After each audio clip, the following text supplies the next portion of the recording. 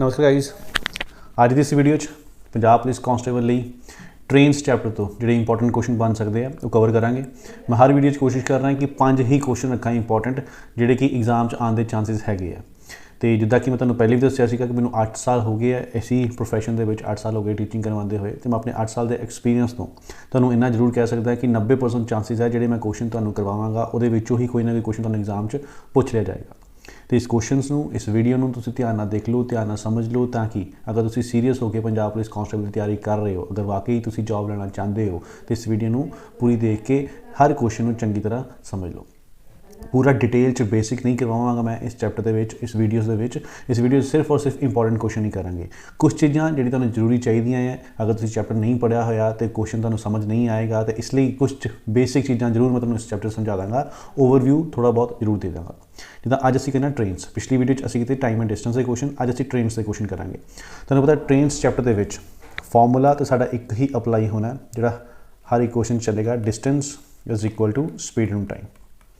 ठीक है, उस तो बाद मैं तुहानूं यूनिट्स भी दस चुका पिछली वीडियो। अगर तुसीं पिछली वीडियो नहीं देखी, उस वीडियो के तुसीं देखो यूनिट्स नूं किद्दां कन्वर्ट करना है।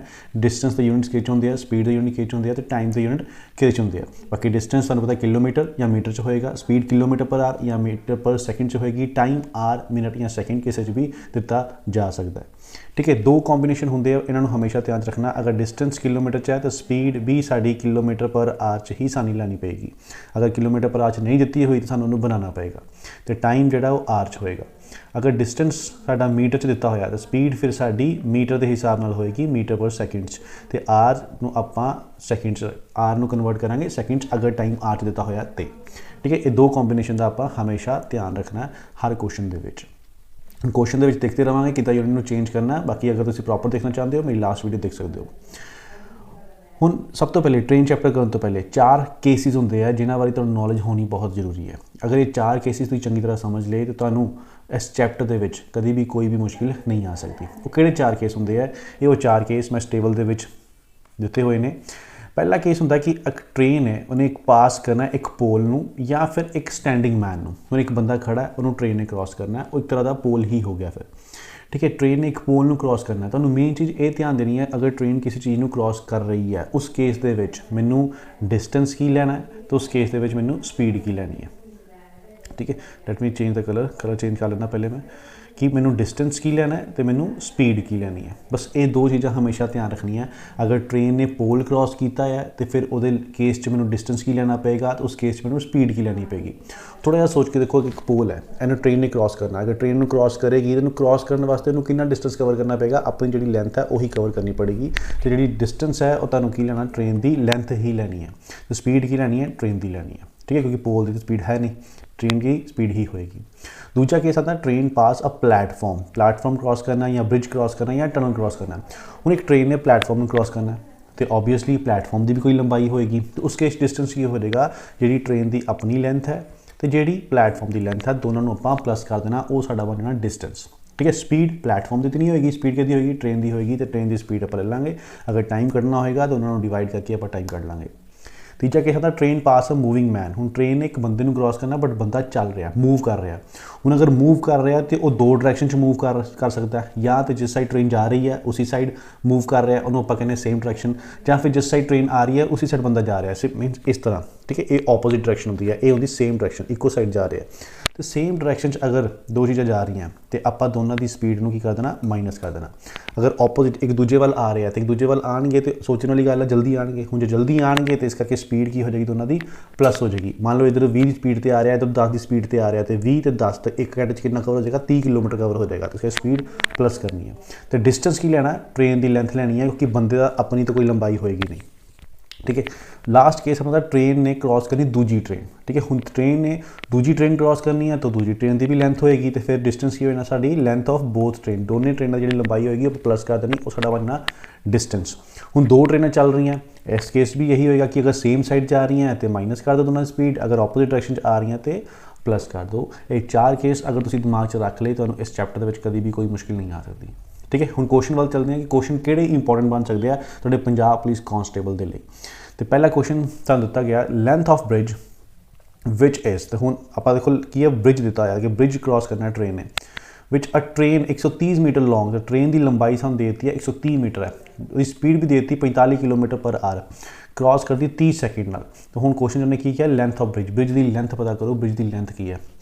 पहली चीज़ तुसी हमेशा दिमाग दे विच ये सोचना केस किहड़ा हैगा, तो केस चारां विचों कोई एक होएगा, ये वाला किहड़ा केस है ब्रिज वाला, कि ब्रिज नूं क्रॉस करना। ब्रिज वाले केस फिर तुसी देखना डिस्टेंस की हुंदा, डिस्टेंस की हुंदा हुण मैं तुहानूं दस्सिया ब्रिज वाले केस च, ये ब्रिज वाला केस है, डिस्टेंस की हुंदा ट्रेन की जिहड़ी लेंथ होएगी और च प्लेटफॉर्म की लेंथ, ब्रिज की लेंथ ऐड करनी पेगी। ट्रेन की लेंथ मैंने क्वेश्चन दी हुई है ने 130, ठीक है दी हुई है। ब्रिज की लेंथ मैं कड्ढनी है, उन्होंने मैं मान लाँगा x, ठीक है, ये हो गया मेरा डिस्टेंस। स्पीड की होंगी ब्रिज वाले केस, स्पीड जी ट्रेन की ही होंगी है, तो कितनी स्पीड दी हुई है 45, ठीक है 45 किलोमीटर पर आवर। तो टाइम भी मैंने दिता होया, टाइम कितना लगता है 30 सैकेंड लगते हैं। हुण तुसीं देखो ट्रेन की लंबाई किहदे च है मीटर च है, टाइम किहदे च है सैकेंड च है, तो स्पीड भी किहदे च होनी चाहिए है, अगर ये मीटर है ये सैकेंड है तो स्पीड भी मीटर पर सैकेंड च होनी चाहिए है। तो किलोमीटर पर आवर नूं अगर मीटर पर सैकेंड बनाना होए तो उन्होंने गुना करने पैंदा 5/18 दे नाल, ठीक है। इत्थे 9 नाल कर दांगा, 9 दूनी 18, 9 पंज 45, 5 पंज 25, तो 25/2 ये हुण बन गया मीटर पर सैकेंड। हुण मैं इत्थे फॉर्मूला लगावांगा डिस्टेंस का, कि डिस्टेंस का फॉर्मूला स्पीड गुना टाइम, तो डिस्टेंस की वैल्यू कितनी हैगी है 130 + x, स्पीड की वैल्यू कितनी हैगी है 25/2, तो टाइम कितना दिता 30 सैकेंड। हम सॉल्व करते हैं, ये 15 ना कट हो जाएगा, 15 नूं अगर मैं 25 ना गुना करा तो ये मेरा बन जाएगा 375, ठीक है। 130 जो इधर आके माइनस हो जाएगा ये, तो एक्स की वैल्यू जी है वो मेरी कितनी आ जाएगी 5, ठीक है 4 तो 2, 245 मीटर ये जी लेंथ है ये हैगी है ब्रिज की। समझ गए। पहली चीज़ ही थोड़े दिमाग 'च आनी चाहिए है कि ट्रेन किनू क्रॉस कर रही है, अगर ब्रिज नू क्रॉस कर रही है तो डिस्टेंस की होंगे, तो स्पीड की होंगे। डिस्टेंस की होंगे ट्रेन की लेंथ जमा ब्रिज की लेंथ, और ब्रिज की लेंथ मैंने पता नहीं है, ट्रेन की मैंने पता, तो 130 जमा x। स्पीड मैंने दी हुई है बट यूनिट किलोमीटर पर आज मैं चेंज किया मीटर पर सैकेंड, तो टाइम मैंने दिता 30 सैकेंड। फॉर्मूला लगाया डिस्टेंस का, उतों की x की वैल्यू कढ़ी 245 मीटर। क्लीयर है। ये पहला क्वेश्चन है जो तुहानूं एग्जाम च पूछा जा सकता है। दूसरा क्वेश्चन देखते हैं की है।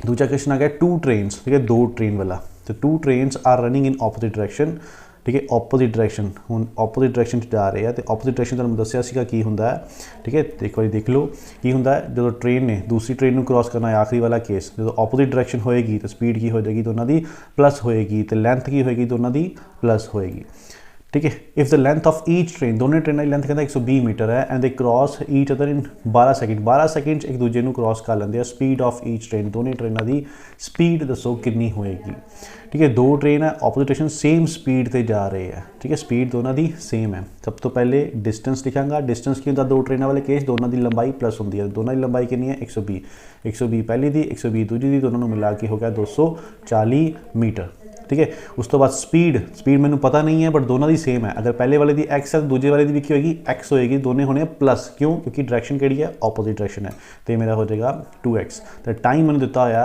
12 सैकेंड। हूँ मैं करना कि एक्स की वैल्यू की है स्पीड, तो स्पीड का फॉर्मूला लगा दूंगा, स्पीड होंगे डिस्टेंस बटा टाइम, तो डिस्टेंस है 240, ठीक है टाइम है 12, इन मैं कैंसल कराँगा तो मेरी वैल्यू आ जाएगी 20, तो स्पीड की वैल्यू की है 2x, तो 2x = b के बराबर, तो x मेरा आ जाएगा 10 के बराबर। इसका मतलब दोनों की स्पीड कितनी है 10 मीटर पर सैकेंड, तो आंसर मेरा आएगा 10 मीटर पर सैकेंड।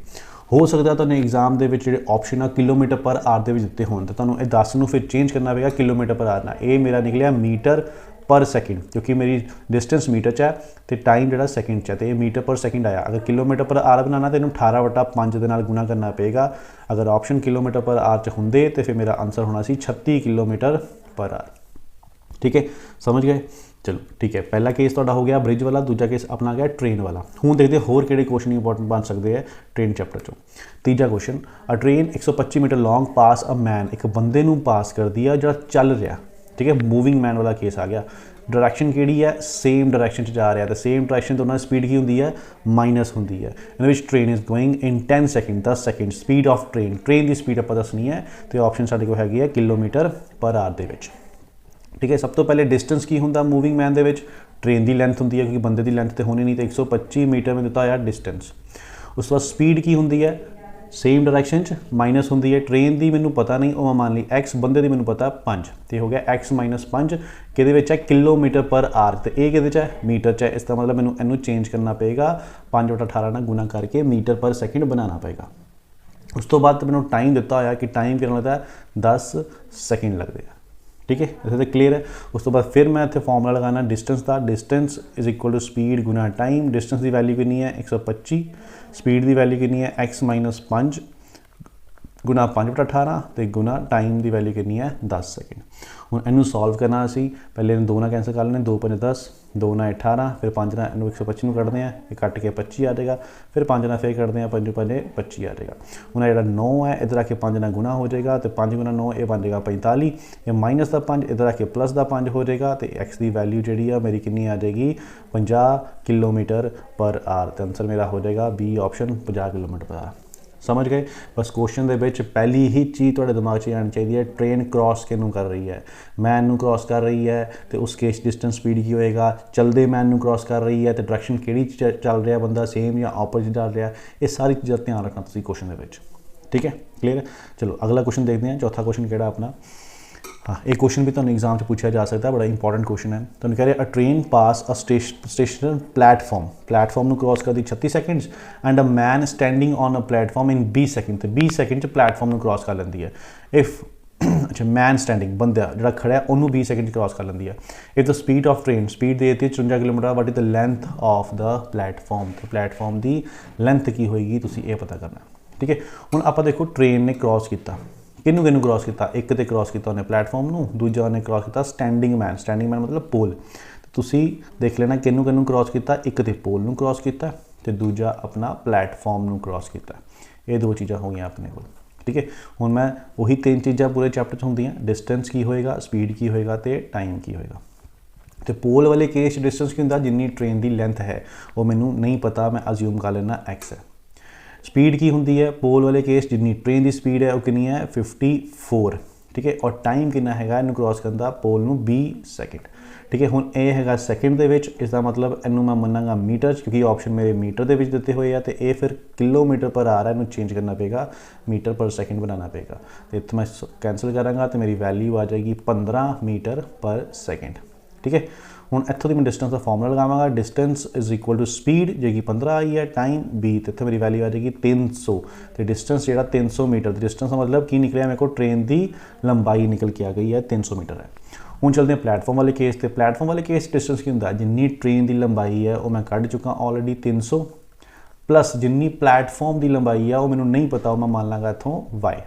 ठीक है, इस तो बाद स्पीड मैनूं पता है प्लेटफॉर्म वाले केस ट्रेन की होंदी है कि प्लेटफॉर्म की होनी नहीं, उन्होंने कन्वर्ट करके कितना बनया सीगा 15, तो 15 हो गई स्पीड, तो टाइम दिता होया कितना लगता 36 सेकंड लगते हैं। फिर डिस्टेंस का फॉर्मूला लगावांगा स्पीड गुना टाइम, तो डिस्टेंस की वैल्यू हैगी 300 + y, स्पीड हैगी 15 तो टाइम हैगा 36। ठीक है, तो y की वैल्यू कड्डांगा 300 तो जाके माइनस हो जाना, इनू मल्टीप्लाई कर लो, 15 × 90 बच के 9, 15 × 9 54, 540 के विचों 300 माइनस करोगे तो आंसर निकल के ना आ जाएगा 240 मीटर। ये हैगी है प्लेटफॉर्म की लंबाई। समझ गए।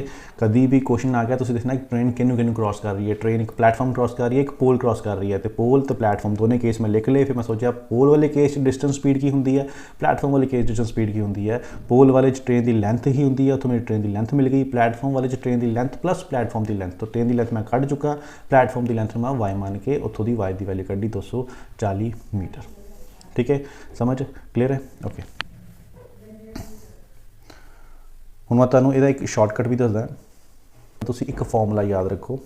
ठीक है, अगर तुसीं ट्रेन की स्पीड कढ़नी है तो तुसीं करना ऊपर लिखना लेंथ ऑफ प्लेटफॉर्म की लेंथ लिखनी है, इनू डिवाइड कर देना डिफरेंस इन टाइम, बस तो बस एक ये फॉर्मूला याद रख लो। इत्थे सिर्फ वैल्यू पुट करनी है, तुसीं देखना स्पीड कितनी हैगी है 15, कन्वर्ट करने तो बाद प्लेटफॉर्म की लेंथ मैं कढ़नी है, टाइम डिफरेंस कितना 36 तो 20 कितना डिफरेंस होया 16, तो 16 ने थले आ जाना, इतने मैं करनी x तो इधर आके मल्टीप्लाई हो जाएगा, तो आंसर आ जाएगा सेम 240। ठीक है, क्लीयर है। क्वेश्चन एग्जाम आने चांसेस है, इसका क्या शॉर्टकट सीधे तुम याद रख लो। आने हम आखिरी क्वेश्चन के उपर, लास्ट क्वेश्चन केड़ा बनता इंपॉर्टेंट क्वेश्चन है भी, पढ़ते हैं क्वेश्चन की कह रहा है। दो स्टेशन है ए तो बी, 110 किलोमीटर डिस्टेंस है, कहता ए तो बी दो स्टेशन है, इन्हों के 110 किलोमीटर का जोड़ा है डिस्टेंस है। एक ट्रेन जी है वो ए तो चलती है फ्रॉम ए सवेरे 7 बजे, कितने सवेरे 7 बजे ट्रेन चलती है बी वाल, बी की स्पीड से जी स्पीड होंगी है वो होंगी है 20 km/h। ठीक है, अनदर ट्रेन दूजी ट्रेन जी है वो 8 बजे चलती है बी तो, इतों चलती सवेरे 8 बजे, ਤੇ ਇਹ ਵੱਲ ਚਲਦੀ ਹੈ 25 ਦੀ ਸਪੀਡ ਨਾਲ 25 ਕਿਲੋਮੀਟਰ ਪਰ ਆਰ ਦੀ ਸਪੀਡ ਨਾਲ ਚਲਦੀ ਹੈ। At what time do they meet, ਤੇ ਕਿੰਨੇ ਵਜੇ ਵਿੱਚ ਆ ਕੇ ਦੋਨੋਂ ਮਿਲਣਗੀਆਂ। ਹੁਣ ਇੱਕ ਚੀਜ਼ ਤੇ ਇਹ ਹੁੰਦੀ ਹੈ ਸਿੰਪਲ ਜੀ, ਅਗਰ ਉਹ ਕਹਿੰਦਾ ਨਾ ਕਿ ਇਹ ਵੀ 8 ਵਜੇ ਚੱਲੀ ਹੈ ਇਹ ਵੀ 8 ਵਜੇ ਚੱਲੀ ਹੈ, ਦੋਨਾਂ ਦੇ ਚੱਲਣ ਦਾ ਟਾਈਮ ਜਿਹੜਾ ਉਹ ਸੇਮ ਹੈ। ਅਗਰ ਦੋਨਾਂ ਦੇ ਚੱਲਣ ਦਾ ਟਾਈਮ ਸੇਮ ਹੈ ਤੇ ਕਿਹੜੀ ਡਾਇਰੈਕਸ਼ਨ 'ਚ ਚੱਲ ਰਹੀਆਂ ਇਹ ਇੱਧਰ ਆ ਰਹੀ ਹੈ ਇਹ ਇੱਧਰ ਆ ਰਹੀ ਹੈ, ਕਿਹੜੀ ਡਾਇਰੈਕਸ਼ਨ ਹੁੰਦੀ ਹੈ ਆਪੋਜ਼ਿਟ ਡਾਇਰੈਕਸ਼ਨ ਹੁੰਦੀ ਹੈ। ਤੇ ਆਪੋਜ਼ਿਟ ਡਾਇਰੈਕਸ਼ਨ ਦੇ ਵਿੱਚ ਸਪੀਡ ਕੀ ਹੁੰਦੀ ਹੈ ਦੋਨਾਂ ਦੀ ਪਲੱਸ ਕਰਨੀ ਪੈਂਦੀ ਹੈ, ਤੇ ਉਹ ਸਾਡੀ ਬਣ ਜਾਣੀ ਸੀਗੀ 45 ਕਿਲੋਮੀਟਰ ਪਰ ਆਰ। ਠੀਕ ਹੈ, ਦੋਨਾਂ ਦੇ ਵਿੱਚ ਡਿਸਟੈਂਸ ਕਿੰਨਾ 110, ਤੇ ਡਿਸਟੈਂਸ ਮੈਂ 110 ਲੈ ਕੇ ਡਿਸਟੈਂਸ ਨੂੰ ਸਪੀਡ ਨਾਲ ਡਿਵਾਈਡ ਕਰਨਾ ਹੀ ਮੇਰਾ ਟਾਈਮ ਨਿਕਲ ਆਉਣਾ ਸੀਗਾ, ਅਗਰ ਦੋਨਾਂ ਦੇ ਚੱਲਣ ਦਾ ਟਾਈਮ ਸੇਮ ਹੁੰਦਾ ਤੇ। ਬਟ ਦੋਨਾਂ ਦਾ ਚੱਲਣ ਟਾਈਮ ਸੇਮ ਨਹੀਂ ਹੈ, ਇਹ ਚੱਲੀ ਹੈ 7 ਵਜੇ ਇਹ ਚੱਲੀ ਹੈ 8 ਵਜੇ। ਤੁਸੀਂ ਦੇਖਣਾ ਕਿਹੜੀ ਟ੍ਰੇਨ ਪਹਿਲੇ ਚੱਲੀ ਹੈ, ਇਹ ਵਾਲੀ ਪਹਿਲੇ ਚੱਲੀ ਹੈ, ਕਿੰਨੀ ਦੇਰ ਪਹਿਲੇ ਚੱਲੀ ਹੈ 1 ਘੰਟਾ ਪਹਿਲੇ, ਮਤਲਬ ਇਹਦੇ ਚੱਲਣ ਤੋਂ ਪਹਿਲੇ 1 ਘੰਟਾ ਚੱਲ ਚੁੱਕੀ ਹੈ, ਤੇ 1 ਘੰਟੇ 'ਚ ਕਿੰਨਾ ਡਿਸਟੈਂਸ ਕਵਰ ਕਰ ਲਿਆ ਹੋਏਗਾ ਇਹਨੇ। ਹੁਣ ਦੇਖੋ 20 ਦੀ ਇਹਦੀ ਸਪੀਡ ਹੈ, 1 ਘੰਟੇ 'ਚ 20 ਕਿਲੋਮੀਟਰ, ਤੇ ਸਾਨੂੰ ਪਤਾ 1 ਘੰਟਾ ਪਹਿਲੇ ਚੱਲੀ ਹੈ ਤੇ 1 ਘੰਟੇ 'ਚ ਕਿੰਨਾ ਕਵਰ ਕਰ ਲਿਆ ਇਹਨੇ 20 ਕਿਲੋਮੀਟਰ ਕਵਰ ਕਰ ਚੁੱਕੀ ਹੈ 8 ਵਜੇ ਤੱਕ। ਹੁਣ ਇਹ ਦੋਨੇ ਟ੍ਰੇਨਾਂ ਚੱਲ ਪਈਆਂ ਦੇ ਵਿੱਚ ਡਿਸਟੈਂਸ ਕਿੰਨਾ ਬਚਿਆ 90, ਮਤਲਬ ਦੋਨਾਂ ਨੇ ਮਿਲ ਕੇ ਕਿੰਨਾ ਕਵਰ ਕਰਨਾ 90 ਕਵਰ ਕਰਨਾ, ਤੇ ਡਿਸਟੈਂਸ ਤੁਸੀਂ ਲੈਣਾ ਇੱਥੇ 90। ਹੁਣ ਇੱਥੋਂ ਟਾਈਮ ਕੱਢਣਾ ਡਿਸਟੈਂਸ ਡਿਵਾਈਡ ਬਾਈ ਸਪੀਡ, ਇਹਨੂੰ ਕੱਟ ਕਰੋਗੇ ਤਾਂ ਆਏਗਾ 2 ਘੰਟੇ। ਮਤਲਬ ਹੁਣ 2 ਘੰਟੇ ਹੋਰ ਲੱਗਣੇ ਆ 8 ਵਜੇ ਤੋਂ ਬਾਅਦ, ਤੇ 8 ਵਜੇ ਬਾਅਦ 2 ਘੰਟੇ ਹੋਰ ਲੱਗਣੇ ਆ, ਇਸ ਦਾ ਮਤਲਬ ਟਾਈਮ ਕੀ ਹੋਏਗਾ 10, ਤੇ 10 ਵਜੇ ਦੋਨੇ ਟ੍ਰੇਨ ਕੀ ਹੋਏਗੀ ਮਿਲਣੀ ਹੈ।